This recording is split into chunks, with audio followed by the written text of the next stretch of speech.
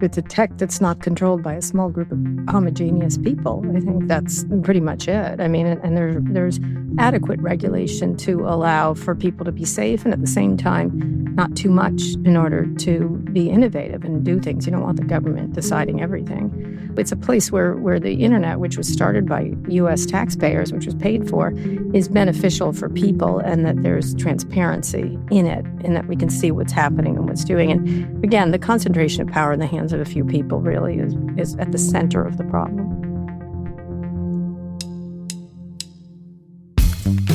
That's Kara Swisher describing the balance she'd like to see in a better digital future.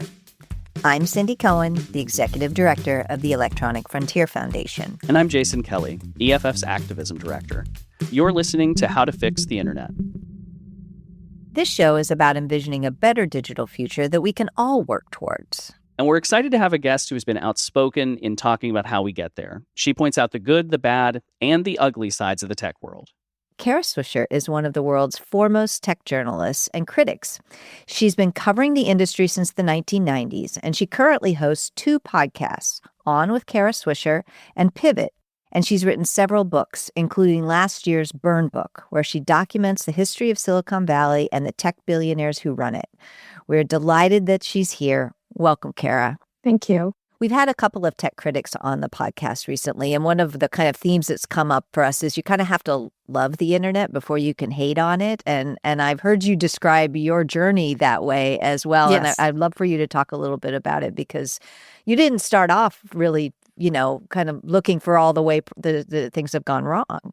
I don't hate it. I don't. It's just, I have eyes and I can see, I mean, one of the expressions I always use, you should believe what you see, not see what you believe. And so I always that's what's happening. You can see it happening. You can see the coarsening of our dialogue now offline, being affected by online. You could just see what's happened. But I still love the possibilities of technology and the promise of it. And I think that's what attracted me to it in the first place. And it's a question of how you use it as a tool or a weapon. And so I always look at it as a tool, and some people have taken a lot of these technologies and used them as a weapon. Yeah. So what was that moment? Do you have a moment when you decided you were really interested in tech and that you really found it to be important and worth devoting your time to? I was always interested in it because I had studied propaganda and the uses of TV and radio and stuff. So I was always interested in media. And this was the media on steroids. And so I recall downloading an entire book onto my computer, and I thought, oh, look at this. Everything is digital. And so the premise I came to at the time, or the idea I came to, was that everything that can be digitized would be digitized. And that was a huge idea, because that means entire industries would change. Yeah. Kara, you started by talking about this concentration of power, which is obvious to anyone who's been paying attention. And at the same time, we did used to have tech leaders who, I think, they had less power. It was less concentrated. Mm-hmm. But also, people were more focused, I think, on solving real problems. You talk a lot about Steve Jobs. Mm-hmm. There was a goal of improving people's lives with technology that didn't necessarily, it helped the bottom line, but the focus wasn't just on quarterly profits. Mm-hmm. And I wonder if you can talk a little bit about what you think it would look like if we returned to that in some way. Is that gone? I don't think we were there. I think they were always focused on quarterly profits. I think that was a canard. Really? I wrote Okay. about it, that they would pretend that they were here to help. It's sort of like the Twilight Zone episode, To Serve Man. It's a cookbook. I always thought it was a cookbook for these people. And they were always formulated in terms of making money and maximizing value for their shareholders, which was usually themselves. I wasn't stupid. I understood what they were doing, especially when these stocks went to the moon, especially the early internet days and their first boom. And they became instantaires, I think they called that, which was instant millionaires, and then now beyond that. And so I was always aware of the money, even if they pretended they weren't. They were absolutely aware. And so I don't have a romantic version of this at the beginning. Except among a small group of people who were seeing it, like the Whole Earth Catalog and things like that, which were looking at it as a way to bring everybody together or to spread knowledge throughout the world, which I also believed in too. Do you think any of those people are still around? No, they're dead. I mean, literally, they're literally dead. But are there any heirs of theirs? No, I mean, I don't think they had any power. I think that it was some of the theoretical stuff was about that. But no, they didn't have any power. The people that had power were the Mark Zuckerbergs, the Googles, and even, the Microsofts. I mean, Bill Gates is kind of the exemplification of all that, as he took other people's ideas and he made it into an incredibly powerful company, and everybody else sort of followed suit. So mostly for you, the concentration of power is the biggest shift that's happened. And you see regulation or, anti-competitive moves as ways to get us back. If we had any laws, that would be great. But we don't have any that constrain them. And now under President Trump, there's not going to be any rules around AI. Probably there aren't going to be any rules around, any significant rules at least, around any of it. So the first period, which was the growth of where we are now, was not constrained in any way. And now it's not just not constrained, but it's helping, whether it's cryptocurrency or things like that. And so I don't feel like there's any restrictions, like at this point. In fact, there's encouragement by government to do whatever you want. Yeah, I think that's a really big worry. And, I think you're aware, as are we, that, just because somebody comes in and says they're going to do something about a problem with legislation doesn't mean that they're actually having that. And I think sometimes we feel like we sit in this space where we're like, we agree with you on the harm, but this thing you want to do is a terrible idea.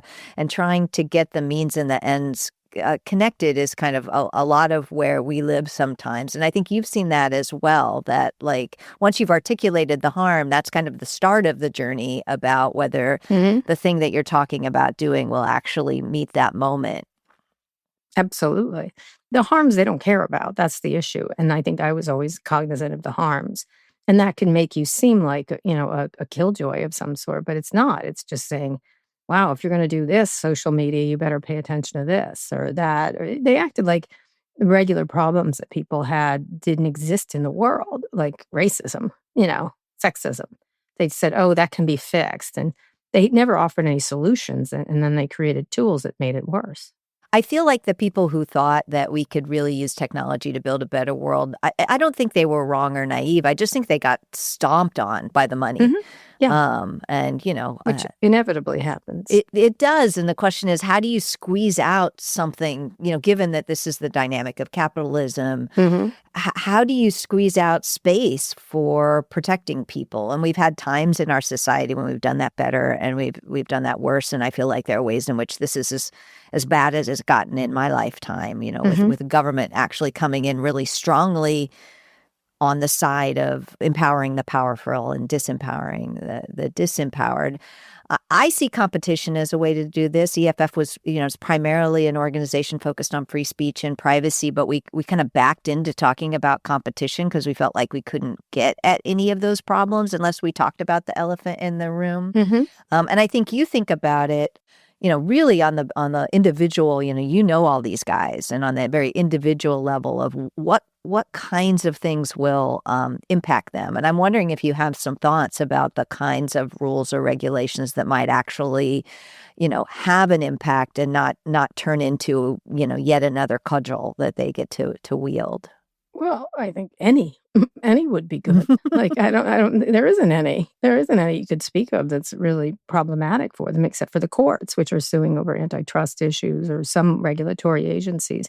But in general, what they've done is created a really an easy glide path for themselves. I mean, we don't have a national privacy regulation. We don't have algorithmic transparency bills. We don't have data protection, really, and to speak of for people. We don't have, transparency into the data they collect. We have more rules and laws on airplanes and cigarettes and everybody else, but we don't have any here. So, antitrust is a whole other area of changing of our antitrust rules. So these are all areas that have to be looked at, but they haven't passed a thing. I mean, lots of legislators have tried, but it hasn't worked really.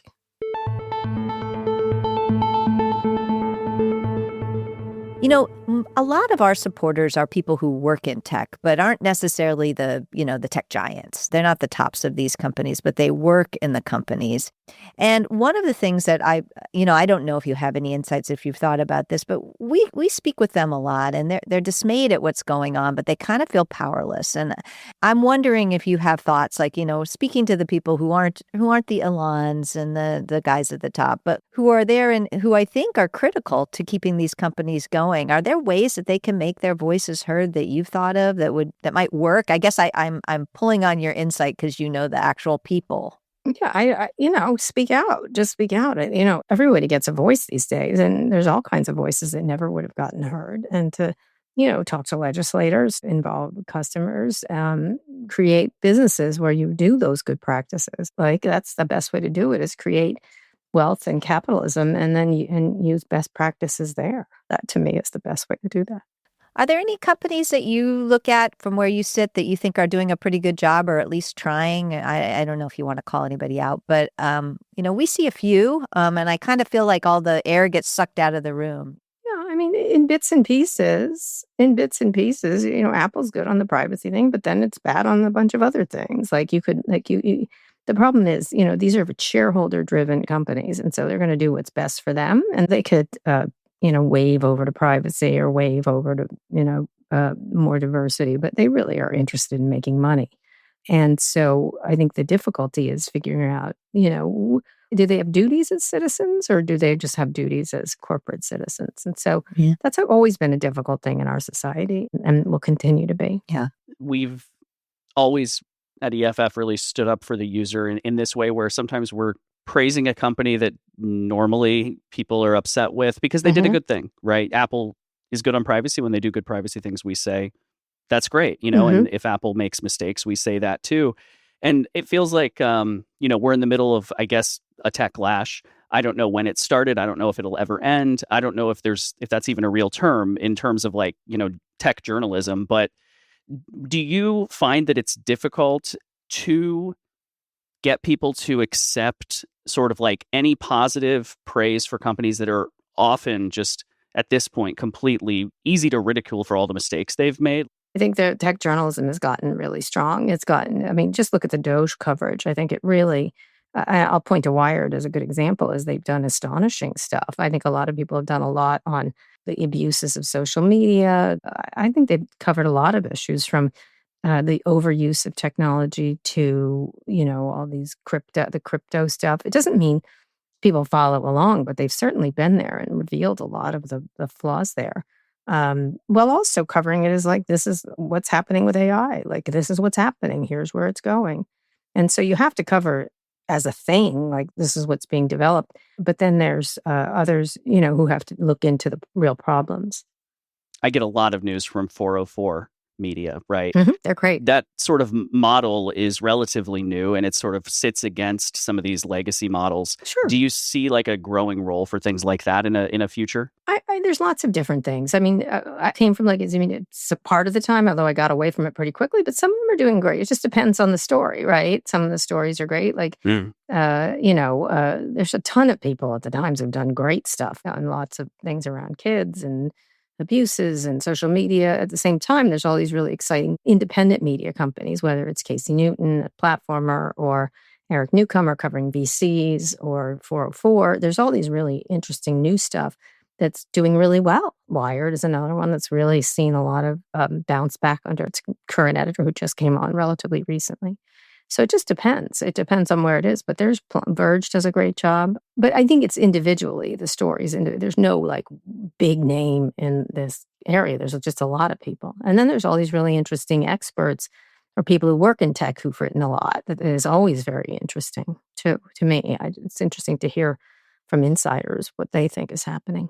Well, I'm happy to hear this optimism because I worry a lot about the way that the business model for media has really been hollowed out, and then seeing things like some of the big broadcast news people folding. But broadcast never did journalism from tech. Come on, like, give me a break. Some did. One or two, but it wasn't them who was doing it. It was usually, either the New York Times or these smaller institutions have been doing a great job. There's just been tons and tons of different things, completely different things.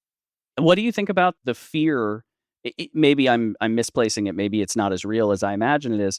That results from something like a Gawker situation, right? You have wealthy people. Well, that was a long time ago. It was, but a precedent was sort of set, right? Do you think people in working in tech journalism can take aim at, individual people that have a lot of power and wealth in the same way that they could before? Yeah, I think they can if they're accurate. Yeah, absolutely. Yeah, I think you're a good exhibit A for that. You pull no punches, and things are okay. I mean, we get asked sometimes, "Are you ever under attack because of your sharp advocacy?" And I kind of think your sharp advocacy protects you as long as you're right. And I think of you as somebody who's also in a bit of that position. Mm-hmm.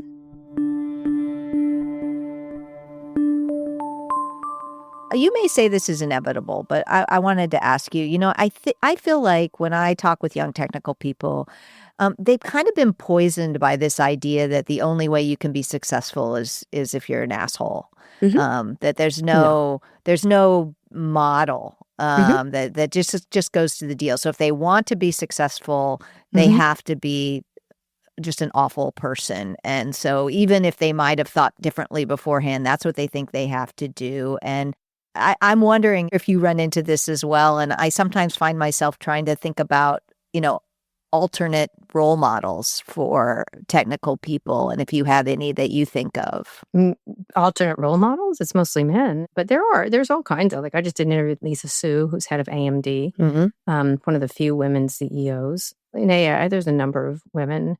But, you don't necessarily have to have diversity to make it better, but it sure helps, right? Because people have a different, not just diversity of gender or diversity of race, but diversity of background, politics. The more diverse you are, the better products you make, essentially. That's always been my feeling. Look, most of these companies are the same as it ever was. And in fact, there's fewer different people running them, essentially. But, that's always been the nature of tech, essentially, that it was sort of a man's world. Yeah, I see that as well.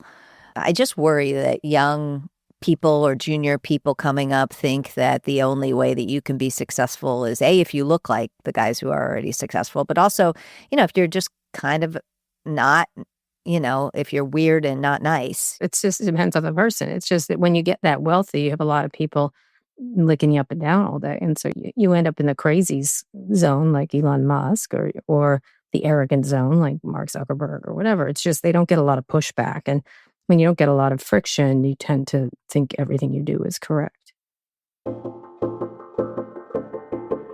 Let's take a quick moment to thank our sponsor. How to Fix the Internet is supported by the Alfred P. Sloan Foundation's Program in Public Understanding of Science and Technology, enriching people's lives through a keener appreciation of our increasingly technological world and portraying the complex humanity of scientists, engineers, and mathematicians. We also want to thank EFF members and donors. You're the reason we exist, and EFF has been fighting for digital rights for 35 years, and that fight is bigger than ever. So please, if you like what we do, go to EFF.org/pod to donate. Also, we'd love for you to join us at this year's EFF Awards, where we celebrate the people working towards the better digital future that we all care so much about. Those are coming up on September 12th in San Francisco. You can find more information about that at EFF.org/awards. We also wanted to share that our friend Cory Doctorow has a new podcast. Have a listen to this. How did the internet go from this You could actually find what you were looking for right away, bang. to this? I feel like I'm in hell. Spoiler alert, it was not an accident. I'm Cory Doctorow, host of Who Broke the Internet from CBC's Understood. In this 4-part series, I'm going to tell you why the internet sucks now, whose fault it is, and my plan to fix it. Find Who Broke the Internet on whatever terrible app you get your podcasts. And now back to our conversation with Kara Swisher. I mean, you watched all these tech giants kind of move over to the Trump side and then, stand there on the inauguration. It sounds like you thought that might have been inevitable. I said it was inevitable. Like, everyone was surprised. They're always surprised when like, Elon's going to crack up with the president. Oh, look, they cracked up with it. It's not hard to follow these people. Yeah. In his case, he's personally, there's something wrong with his head, obviously. He always cracks up with people, so that's what happened here. In that case, they just wanted things. They want things. I think they like Donald Trump. You're wrong there. I'll tell you. They don't like him. They need him. They want to use him. And they were irritated by Biden because he presumed to push back on them. And he didn't do a very good job of it, honestly. But they definitely want things. I think the tech industry came up at a time when deregulation was all the rage, right? So in some ways, they were kind of born into a world where regulation was an anathema, and they took full advantage of the situation, Mhm. as did lots of other areas that got deregulated or were not regulated in the first place. But I think tech, that because of timing in some ways, tech was really born into this zone. And there were some good things for it too. I mean, EFF was successful in the 90s at making sure that the internet got First Amendment protection, that we didn't go to the other side with things like the Communications Decency Act and squelch any adult material from being put online and reduce everything to the side. But getting that right and kind of walking through the middle ground where you have regulation that supports people but doesn't squelch them is just an ongoing struggle, I think. Absolutely. I have this optimistic hope that these companies and their owners sort of crumble as they continue to, as Cory Doctorow says, in shitify, right? The only reason they don't crumble is that they have this lock-in with users, they have this monopoly power, but you see a TikTok pops up and suddenly Instagram has a real competitor, not because rules have been put in place to change Instagram, but because a different, new, maybe better platform. There's nothing like competition making things better, right? Competition always helps. When I think of competition law, I think of crushing companies. I think of breaking them up. But what do you think we can do to make the sort of world better and more fertile for new companies? You talked earlier about tech workers. Well, you have to pass those things where they don't get to. Antitrust is the best way to do that, right? But those things move really slowly, unfortunately. And, good antitrust legislation and antitrust enforcement, that's happening right now. But it opens up. And the reason Google exists is because of the antitrust actions around Microsoft. And so we have to continue to press on things like that and continue to have regulators that are allowed to pursue cases like that. And then at the same time, have a real focus on creating wealth. We want to create wealth. We want to give people breaks. We want to have the government involved in funding some of these things, making it so that small companies don't get run over by larger companies, not letting power concentrate into a small group of people. When that happens, that's what happens. You end up with less companies. They kill them in the crib, these companies. Yeah. And so not letting things get bought, have a scrutiny over things, stuff like that. Yeah, I think a lot more merger review makes a lot of sense. I think a lot of thinking about how are companies crushing each other and what are the things that we can do to try to stop that. Obviously, we care a lot about interoperability, making sure that technologies that have you as a customer don't get to lock you in and make it so that you're just stuck with their broken business model and can do other things. There's a lot of space for that kind of thing. I mean, I always tell the story, I'm sure you know this, that, if it weren't for the FCC telling AT&T that they had to let people plug something other than phones into the wall, we wouldn't have had the internet, the home internet revolution anyway. Right. Absolutely. 100%. Yeah. So, I think we are in agreement with you that, competition is really central, but it's kind of an all of the above, and certainly around privacy issues. We can do a lot around this business model, which I think is driving so many of the other bad things that we are seeing with some comprehensive privacy law. But boy, it sure feels like right now, we got two branches of government that are not on board with that, and the third one kind of doing okay, but not, but in the courts we're doing okay, but slowly and inconsistently. Where do you see hope? Where are you looking for good stuff? I mean, some of this stuff around AI could be really great for humanity, or it could be great for a small amount of people. That's really, which one do we want? Do we want this technology to be a tool or a weapon against us? Do we want it to be in the hands of bigger companies or in the hands of all of us, and we make decisions around it? Will it help us be safer? Will it help us cure cancer? Or is it going to just make a rich person $1 billion richer? Yeah. I mean, it's the age-old story, isn't it? This is not a new theme in America where the rich get richer and the poor get less. And so these technologies could, as recently I was reading a book called Abundance. It could create lots of abundance. It could create lots of interesting new jobs. Or it could just put people out of work and let the people who are richer get richer. And I don't think that's a society we want to have. And years ago, I was talking about income inequality with a really wealthy person. And I said, you either have to do something about, the fact that we didn't have a $25 minimum wage, which I think would help a lot. And lots of innovation would come from that. If people made more money, they'd have more choices. And it's worth the investment in people to do that. And I said, we have to either deal with income inequality or armor plate your Tesla. And I think he wanted to armor plate his Tesla. That's what I read. And then, of course, Cybertruck comes out. So there you have it. But I think they don't care about that kind of stuff. They're happy to create those little worlds where they're highly protected, but it's not a world I want to live in. Kara, thank you so much. We really appreciate you coming in. I think you sit in such a different place in the world than where we sit, and it's always great to get, your perspective. Absolutely. Anytime. You guys do amazing work. And, you're doing amazing work, and you should always keep a watch on these people. You shouldn't be against everything, because some people are, right? But you certainly should keep a watch on people. We'll keep it up. Yeah, we'll keep doing it. Thank you, Kara. All right. Thank you so much.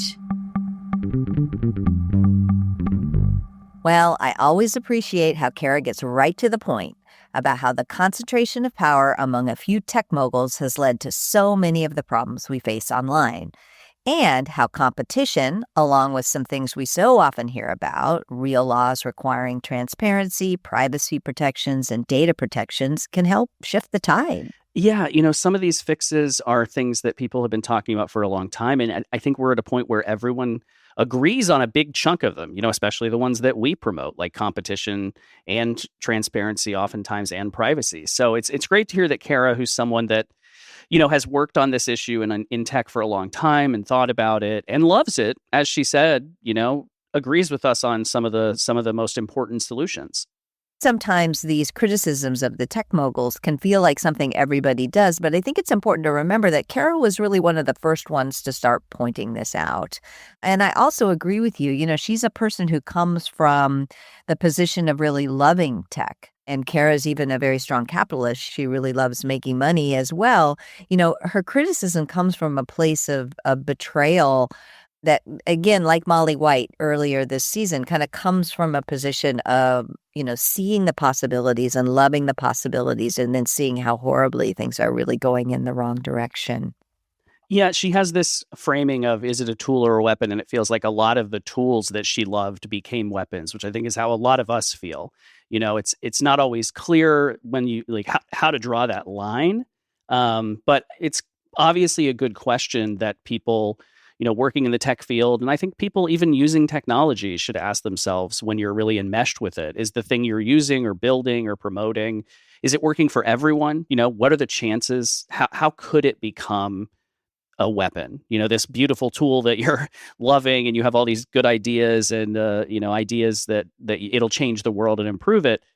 There's always a way that it can become a weapon. So I think it's an important question to ask, and an important question that people, working in the field need to ask. Yeah. And I think that, that's the gem of her advice to tech workers, find a way to make your voice heard if you see this happening. And there's a power in that. I do think that one thing that's still true in Silicon Valley is they compete for top talent. And, top talent indicating that they're going to make choices based on some values is one of the levers of power. Now, I don't think anybody thinks that's the only one. This isn't an individual responsibility question. We need laws, we need structures, we need some structural changes in antitrust law and elsewhere in order to make that happen. It's not all on the shoulders of the tech workers, but I appreciate that she really did say, there's a role to be played here. You're not just pawns in this game. And that's our episode for today. Thanks so much for joining us. If you have feedback or suggestions, we'd love to hear from you. Visit EFF.org/podcast and click on listener feedback. And while you're there, you can become a member and donate, maybe even pick up some of the merch, and just see what's happening in digital rights this week and every week. Our theme music is by Nat Keefe of Beatmower with Reed Mathis, and How to Fix the Internet is supported by the Alfred P. Sloan Foundation's program in Public Understanding of Science and Technology. We'll see you next time. I'm Jason Kelly. And I'm Cindy Cohen.